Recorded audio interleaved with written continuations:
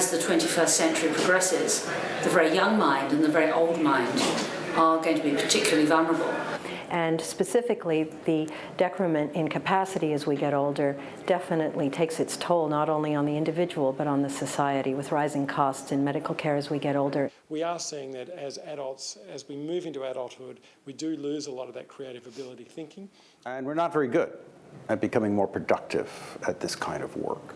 And we're living through a generation or two where half of humanity's social, spiritual, ecological knowledge has been lost in a generation. And yet we absolutely need it to solve the world's problems. We're all trying to get on with doing our thing, with living and expressing ourselves and eating and getting around in a world that is increasingly full. It's stuck, and that's limiting our economic growth and our ability to become a wealthier society in the future.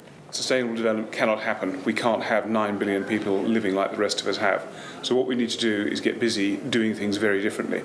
So my goal is to try to increase health span, to take people from where they are when they're in full capacity and move them towards their later years and allow them to mature in a way that does not compromise that capacity and allows them to contribute to society and not to reduce the resources that we have, but rather add to them. And we all want to live a long and healthy life. What are we going to do with the second 50 years of our lives? Are we just going to play Sudoku or golf or do video games and sit glassy-eyed in front of screens?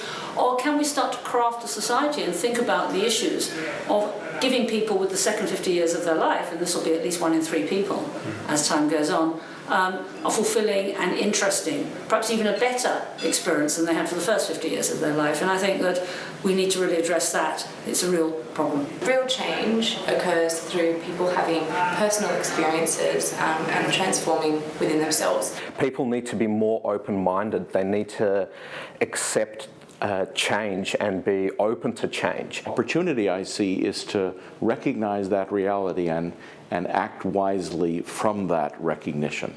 It's really ineffective to try and tell people how to do things or tell people what's wrong.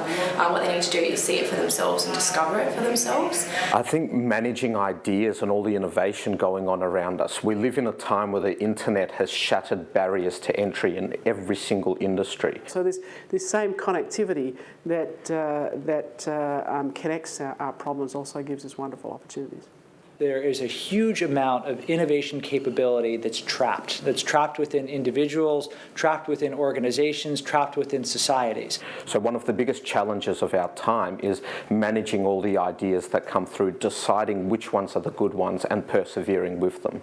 And all the other problems we have about climate change, about feeding our people, about healthcare, results because this innovation energy is being constrained.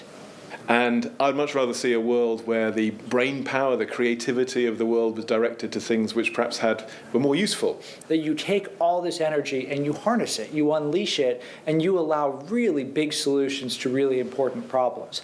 And yet at the same time offering opportunities that, if we get it right, could offer unprecedented opportunities.